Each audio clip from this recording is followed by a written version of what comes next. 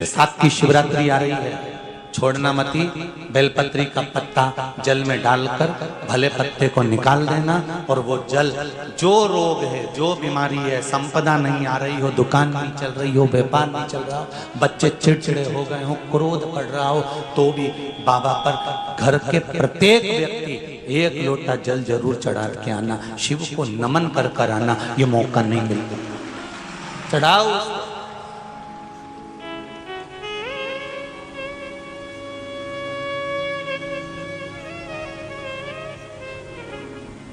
बैसाख के महीने में एक पकवान बनता है शंकर जी का।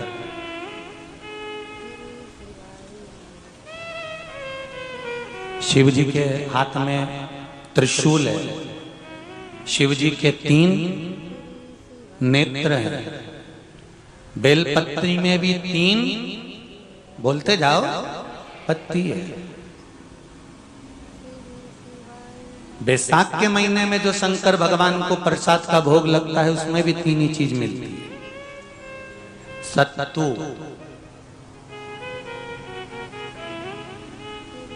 कोई दूसरे महीने में बनता है? जम के तो बोलो नहीं। कब बनता है? यही बैसाख के महीने में।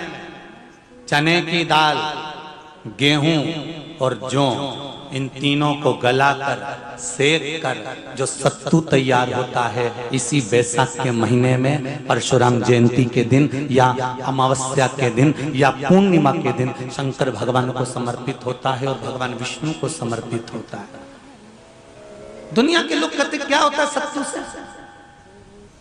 सास अपनी बहू से कहती है बेटा सत्तू बना ले, थोड़ा सा सत्तू बाजार से ले आना, 10 रुपए का खरीद कर ले आना। आज सत्तू, आज अपन पूजन करेंगे सत्तू की, अक्षय तृतीया है, थोड़ा सा पूज देंगे, थोड़ा सा भगवान को भोग लगा देंगे, सत्तू का लड्डू बना लेंगे। बोलो री जी, सही है कि गलत है?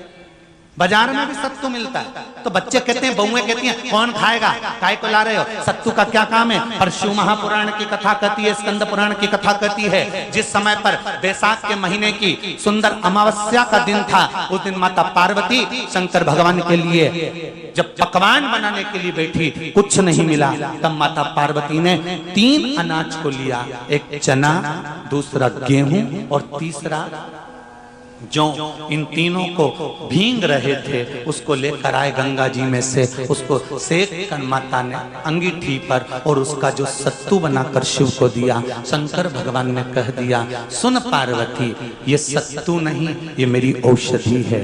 बैसाख के महीने में जो खाएगा वो जिंदगी भर रोएगा नहीं, शरीर से स्वस्थ हो। अब उसको बैसाख के महीने में पियो बेल। बेल मतलब समझ गए? बेल का रस। बैसाख के महीने में पियो बेल और शरीर को रखो ऑलिव बेल। पियो।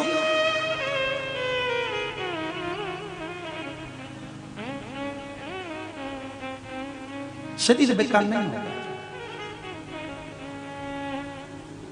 शरीर बेकार नहीं हो सकता। अब शिव आराधना तो करो। हाँ, जिंदगी की मोड़ पर शंकर परीक्षा बहुत लेते हैं।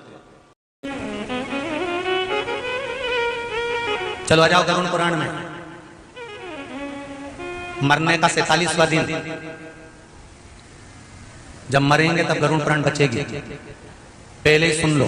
और जिसके पास में गरुड़ पुराण नहीं हो तो पंडित जी से मंगवाकर फिर पढ़ के देख लेना। मरने के 47वें दिन, 47 डेज, 47वें दिन किस चीज का दान तुम्हारे सामने आता है? मरने के 47वें दिन। 10 दिन तक तो जीवात्मा घर की अटारी करे थी, मरने के बाद 12वें के दिन चली जाती है। उसके बाद में जब 47वां दिन आता है तो 47वें दिन जीवात्मा को क्या दान करा जाता है?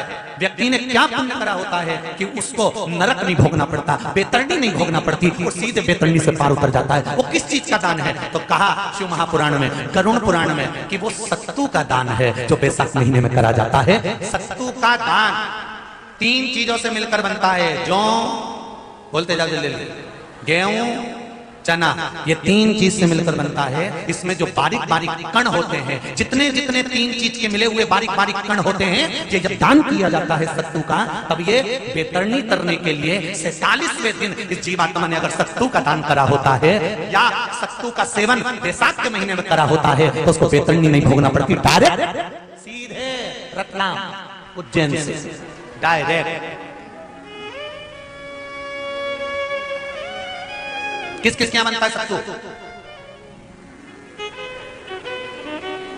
मैंने भी तो ये पूछा किस किस क्या बनता है। मैं अभी थोड़ी ना कि अभी बन गया, बैसाख में बनता तो होगा।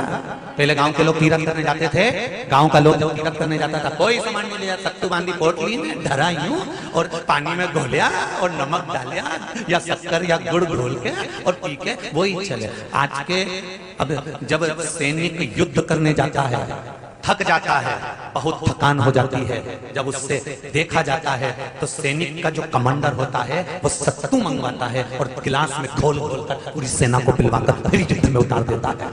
फिर युद्ध में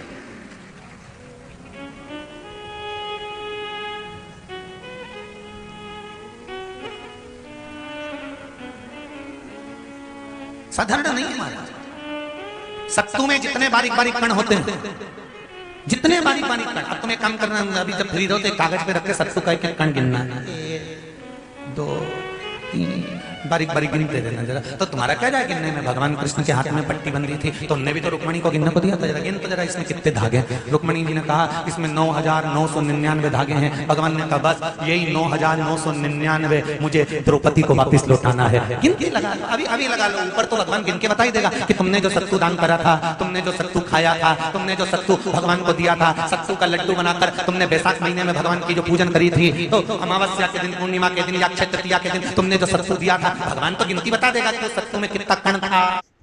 सत्तू दिया था, भगवान तो गिनती बता देगा कि सत्तू में कितना कण था। और अगर नहीं बताए तो तुम आंदोलन पे बैठ जाओगे। क्या मैं बताओ पहले हमने कितना सत्तू दिया था, उसमें कितने कण थे, बताना पड़ो।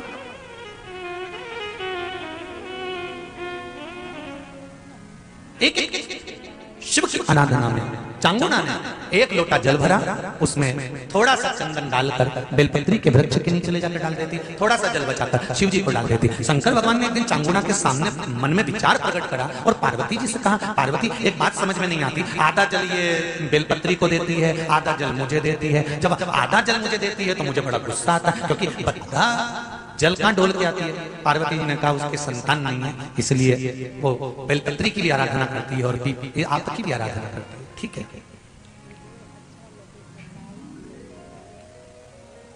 भगवान देवरिदेव महादेव ने देखा चांगुना ने बहुत सेवा कर ली। आज भगवान सुंदर एक संत का रूप धरकर चांगुना के दरवाजे पर पहुंच गए, अलग जगह। चांगुना दौड़ कर आई, बाबा जी आइए, क्या लाऊं मैं आपके लिए? भिक्षाम देहि, भिक्षाम देहि। बाबा ने सब दूर से भिक्षा ली और चांगुना जैसी परात भरकर रानी चांगुना देवी खूब सारा सामान लेकर आई, तो बाबा ने मना कर दिया, मैं आपके हाथ की भिक्षा नहीं ले सकता, मुझे नहीं लेना। क्यों? कहा आपकी संतान नहीं है, आपकी औलाद नहीं है, संतान नहीं है। और अगर आपकी संतान नहीं है तो आपके हाथ की भिक्षा लूंगा तो मैं भिक्षा लेकर जाऊंगा कहां? मुझे आपके हाथ की भिक्षा नहीं चाहिए। इतने में चांगुना ने उस संत के चरण पकड़े और संत के चरण पकड़कर चांगुना कहने लगी, देखिए बाबा जी, जन्म, मरण और परण ये तो 3 देवदेव महादेव के हाथ में है। संतान देना और ना देना ये शिव जी के हाथ में है। शंकर के हाथ से भिक्षा नहीं ले सकता, क्योंकि तुम्हारी संतान नहीं है। तब चांगुना ने कहा, एक बात कहें बाबा जी, दुनिया में संत, साधु, सन्यासी, तपस्वी, साधक, उपासक, इसका जो बल होता है ना, वो बड़ा बल होता है। तप का बल साधारण नहीं है। तप का बल खाली नहीं जाता। गुरुदेव आपने अगर कभी जीवन में भक्ति करी है ना, तो ये विश्वास मानकर कहती हूँ, आप मुझे आशीर्वाद देंगे तो मेरे घर में संतान जरूर होगी, ये भी पक्का है। आप बस बोल दो कि संतान होगी, बहुत।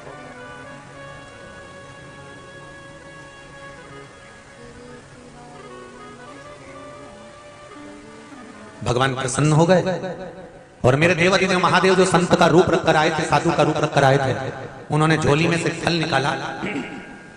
वो फल निकालकर चांगुणा को दे दिया, ले चांगुणा ये फल खा ले, तेरा गर्भ ठहर जाएगा, संतान हो जाएगी। चांगुणा ने वो फल ऐसे ही नहीं खाया, चांगुणा ने वो फल ले जाकर सबसे पहले शंकर भगवान के सम्मुख में रख दिया और शिव जी से कहा। उसको ये नहीं मालूम कि ये जो संत खड़ा है ये शंकर ही रूप रखकर आया।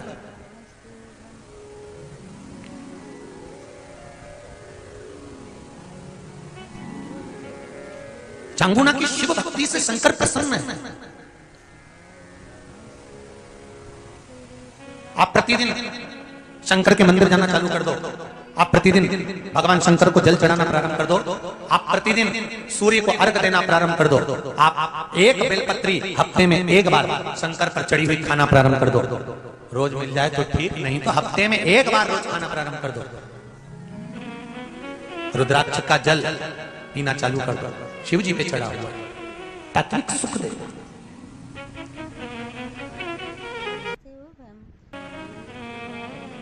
जैसे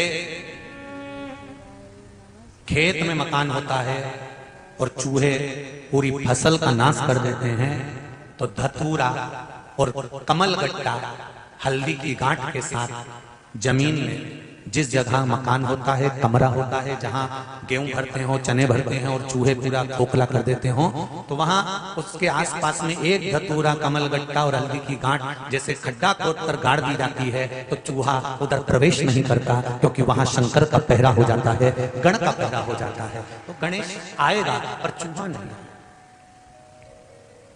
उसी तरह हम भी तो कुछ अगर समर्पित करेंगे भगवान को तो हमें प्राप्त होगा। हम शंकर भगवान को दे रहे हैं। आज चांगुणा ने वो फल दिया भगवान शंकर को, वो फल की कीमत समझना कि वो फल कहां काम आया। वो फल चांगुणा ने दिया, चांगुणा ने फल उठाया, खा गई, गर्भ ठहर गया। 9 महीना 9 दिन में चांगुणा के गर्भ से संतान हो गई, एक पुत्र ने जन्म ले लिया। वो पुत्र इतना विद्वान था, इतना प्रबल था, इतना सुंदर था, जिसका वर्णन नहीं। मां चांगुणा शंकर जी की आराधना करती तो पुत्र भी शंकर की आराधना करता। चांगुणा अगर पशुपति व्रत करती, चांगुणा सोमवार का व्रत करती, चांगुणा अगर कोई व्रत धारण करती तो पुत्र भी सोमवार का व्रत करता। अगर चांगुणा शंकर का अभिषेक करती तो पुत्र भी शंकर का अभिषेक करता। चांगुणा अगर शिव की आराधना में डूबी रहती तो वो पुत्र भी शिव की आराधना में डूबा रहता है। तो जैसा मां करती है वैसा ही वो पुत्र करता है। और यही होता है, यही हमारे बच्चों को संवारना हमें, कोई दूसरा संवारेगा? तुम्हारे बच्चे अगर बिगड़ेंगे ना, सबसे पहले अगर आनंद आएगा ना तो दूसरों को ही आनंद आएगा। अच्छा है। और जैसे वो श्वान को, कुत्ता को नहीं कहते ऐसे इसको कहते लगे रहो, बहुत बढ़िया काम कर रहे हो, लगे रहो, बहुत बढ़िया काम कर रहे हो, लगे रहो, छू कर देते। वो तो कहीं का समझदार होगा जो समझाएगा, गलत काम मत कर छोड़ा, ये गलत है, मत जा, ऐसा मत कर छोड़ा, ये गलत, समझाने का प्रयास करें। जब समझाने की श्रेष्ठता होगी तो सुख आनंदित होगा। माँ शिव जी की आराधना करती है, चांगुणा जब शंकर भगवान की आराधना करती है तो साथ में वो बालक भी शिव की आराधना करता है। चांगुणा के पुत्र का नाम रखा था चिलिया। क्या नाम रखा है? चिलिया। अब जैसा चांगुणा शिव आराधना कर रही है वैसे ही चिलिया करता है।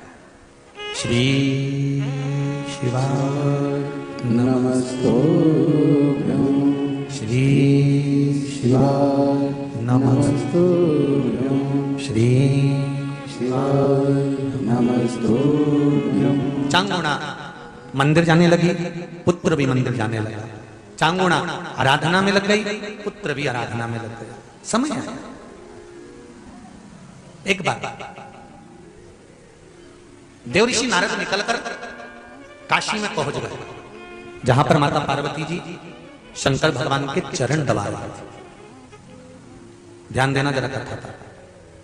हमेशा आपने कथा सुनी होगी कि लक्ष्मी जी भगवान विष्णु के चरण दबाती हैं, पर काशी की जो धरा है काशी की जो भूमि है ये अभिमुक्त भूमि है, जहां पर माता पार्वती शंकर भगवान के चरण दबा रही थी।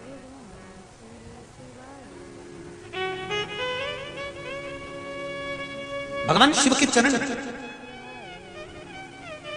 हमेशा माता लक्ष्मी भगवान नारायण के चरण दबाती है, पर काशी की धरा पर अभिमुक्त नगरी में जहां भगवान शंकर अड़भंग बनकर बैठे हुए, वहां माता पार्वती जी शिव के चरण दबाए। देवऋषि नारद पहुंच, श्रीमन नारायण श्रीमन नारायण श्रीमन नारायण। जैसे ही देवऋषि नारद जी पहुंचे, पार्वती जी खड़ी होकर निवेदन करी देवऋषि नारद से, नारद जी शंकर भगवान के सबसे बड़े भक्त का नाम बताओ, जो शिव की आराधना में दिन रात डूबा रहता है, उसका नाम बताओ। पार्वती जी को लगा कि देवऋषि नारद मेरा ही नाम लेंगे, क्योंकि मैं ही दिन भर सेवा करते हैं शिव जी की। रोज मंदिर जाने से कोई भक्त नहीं बन जाता, ठीक है।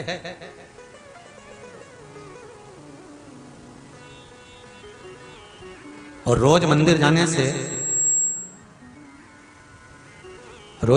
से कोई ये सोचे कि मैं भक्त की गिनती में आ गया, सबसे बड़ा भक्त मैं ही हूं, मैं ही रोज मंदिर जाता हूं, मैं ही देवालय जाता हूं, मैं ही पूजन करता हूं, मैं ही अर्चना करता हूं, मैं ही मंदिर की देखरेख करता हूं, मैंने सब संभाल रखा है, अगर मैं नहीं होता तो कुछ नहीं होता। तो जो ऐसा सोचे ना, उससे निवेदन है आधे घंटे मर जाए।